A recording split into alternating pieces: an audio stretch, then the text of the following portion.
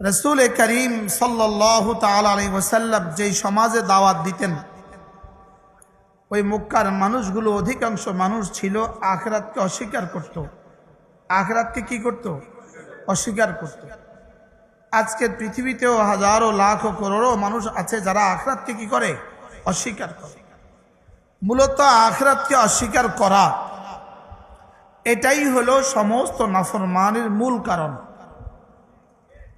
বলেন নাউজুবিল্লাহ। আল্লাহকে অস্বীকার করে না, ইহুদি আল্লাহকে অস্বীকার করে না, কোন হিন্দু আল্লাহকে অস্বীকার করে না। লা ইন সাআলতাহুম আম্মান খালাকাস সামাওয়াতি ওয়াল আরদা লা ইয়াকুলুনাল্লাহ। আল্লাহ তাআলা বলেন, আপনি এদেরকে জিজ্ঞেস করে দেখুন, সাত আসমান আর সাত জমিন কে বানিয়েছে? এরা বলবে আল্লাহই বানিয়েছে। আল্লাহকে বানানেওয়ালা বলতে এদের কোনো অসুবিধা নাই। আর আল্লাহকে বানানেওয়ালা বললেই মোমেন হয় না। আল্লাহকে বানানেওয়ালা বললে কি হয় না? বলেন, আল্লাহকে বানানেওয়ালা বললে মোমেন হয় না। শুধু আল্লাহকে বানানেওয়ালা বিশ্বাস করলেই মোমেন হয় না। কি বলছি? এজন্য সমস্ত হিন্দু, অধিকাংশ হিন্দু বিশ্বাস করে আল্লাহ বানানেওয়ালা, নাসারা বিশ্বাস করে আল্লাহ বানানেওয়ালা, ইহুদি বিশ্বাস করে আল্লাহ বানানেওয়ালা। আল্লাহ বানানেওয়ালা বিশ্বাস করলে মোমেন হয় না। আল্লাহকে রব বললে মোমেন হয়, আল্লাহকে ইলাহ বললে মোমেন হয়, আল্লাহকে মাবুদ বললে মোমেন হয়। এজন্য আলহামদুলিল্লাহি রাব্বিল আলামিন, ইকরা বিসমি রাব্বিকাল্লাযী খালাক। রব্বিক বলেন, রব্বিক। রব বলেছেন, কি বলেছেন? বলেন রব।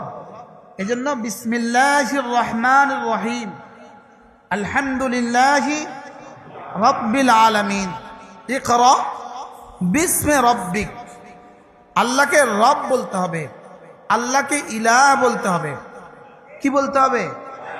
ইলাহ বলতে হবে, রব বলতে হবে। শুধু খালেক বললে, এই জন্য দেখবেন বাসের উপরে লেখা আছে স্রষ্টাই মহান, লেখা আছে স্রষ্টাই মহান। এটা লেখার পেছনে উদ্দেশ্যটা ঠিক নয়। এটা লেখার পেছনে উদ্দেশ্যটা কি নয়? এটা উদ্দেশ্যটা ঠিক নয়। কথা বুঝেন নাই? কি লেখা আছে? স্রষ্টাই মহান লেখা থাকে না? থাকে না? এই লেখাটা ইমানি লেখা নয়। এটা এই জন্য লেখে যেন আমাদেরকে মুমিন না বুঝে, বুঝে যে স্রষ্টাই মহান বলছে আর কি। এটা মুসলমান হওয়া জরুরি না। বুঝেন না কথা? এজন্য স্রষ্টাই মহান এটা কোনো স্লোগান নয়, আল্লাহই মহান এটা স্লোগান। কি বলছি বলেন? এটা স্রষ্টা কেন বলে? ইমানের পরিচয় থেকে বাঁচার জন্য। মানে মুমিন এই পরিচয় দিতে রাজি না। এটা বললে যদি আবার প্যাসেঞ্জার কমে যায়, হিন্দু যদি না উঠে, বুঝেন না? হ্যাঁ, দোকানে লিখে রাখছে স্রষ্টাই মহান, এটা বুঝবেন যে এখানে সমস্যা আছে। এখানে কি আছে বলেন? এখানে সমস্যা আছে। তাহলে আল্লাহ মহান না স্রষ্টাই মহান?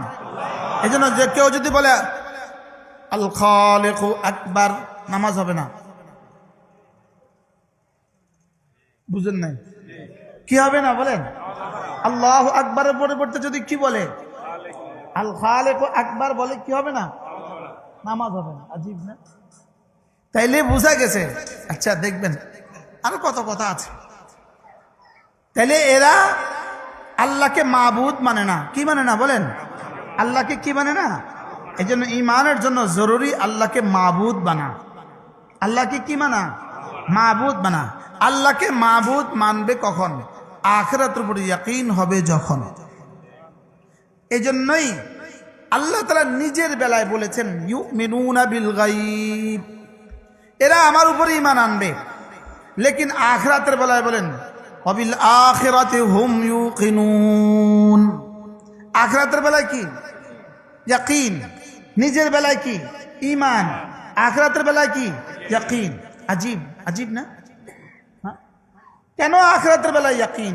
আখিরাতের ইয়াকিন মানুষকে কোনো গুনাহ করতে দেয় না।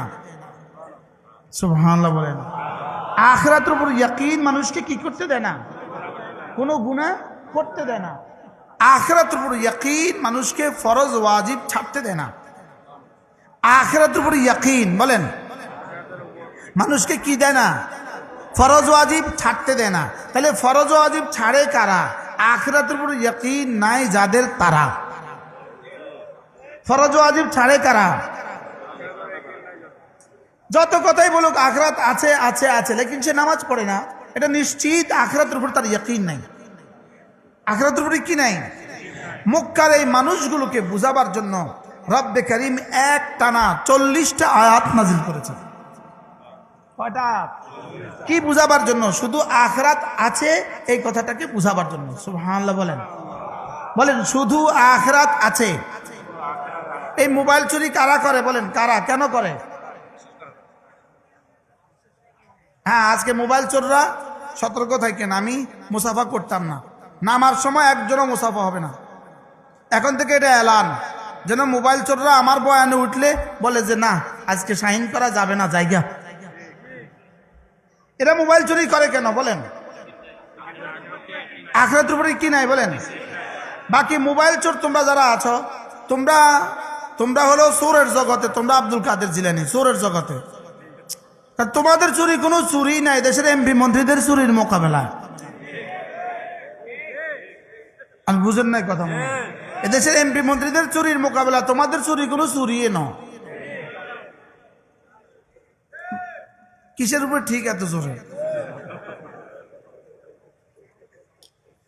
পৃথিবীর মাশরিক থেকে মাগরিব, শিমাল থেকে জুনুব, পৃথিবীর উত্তর মেরু থেকে দক্ষিণ মেরু, পূর্ব মেরু থেকে পশ্চিম মেরু পর্যন্ত পৃথিবীতে যত মানুষ ছিল, যত মানুষ আছে, যত মানুষ আসবে, পৃথিবীর প্রথম দিন থেকে আজ পর্যন্ত পৃথিবীতে যত মানুষ ডাকাতি করছে, জলদস্যু মেঘনাতে ডাকাতি করছে, বঙ্গোপসাগরে ডাকাতি করছে, জঙ্গলে ডাকাতি করে না করে না, জলে ডাকাতি করে, স্থলে ডাকাতি করে, আমেরিকাতেও আছে, চায়নাতেও আছে, রাশিয়াতেও আছে, কি বলে অস্ট্রেলিয়াতেও আছে, আছে না নাই?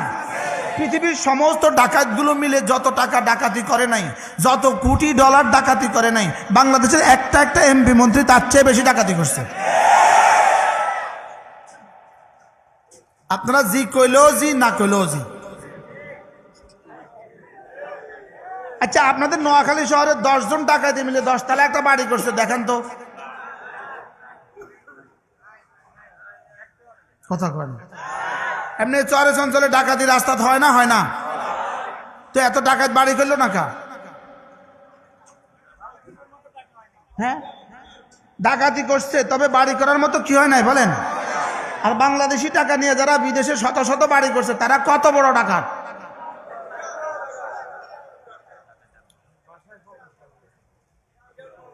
এরা কত বড় ডাকাত? এত বড় ডাকাতি করলো কেন? প্রশ্ন, এত বড় ডাকাতি করলো কেন? উত্তর, এরা আখিরাতের উপর বিশ্বাস নাই এজন্য। বলেন এত বড় ডাকাতি করে কেন? মোবাইল চোর মোবাইল চুরি করে কেন?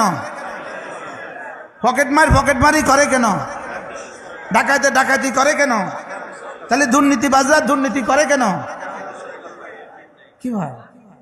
আখিরাতের উপরে কি নাই? আর এই কথাটাকে বুঝাবার জন্য রব্বে করিম একটা পূর্ণাঙ্গ সূরা 40 আয়াতের এক সূরা নাজিল করেন। যদি আপনারা আমাকে কিছু সময় সঙ্গ দেন, আমি আপনাদেরকে 40 আয়াত শোনাবো। নিয়ত পাক্কা? সময় 30 মিনিট। আমিও আপনাদের সাথে রব্বে করিমের ভরসা বলে দিলাম 30 মিনিটে 40 আয়াত শোনাবো। জান, সময় 30 মিনিট। আম্মা ইয়াতাসাআলুন আনিন নাবাইল আযীম আল্লাযী হুম ফীহি মুখতালিফুন কাল্লা সায়ালামুনা সুম্মা কাল্লা সায়ালামুন। রব্বুল আলামিন বলেন, দেখো তো এরা কি সম্পর্কে আপোষে জিজ্ঞাসাবাদ করে। মক্কার মানুষগুলো আপোষে জিজ্ঞাসাবাদ করতো, আসলে কি কিয়ামত আছে?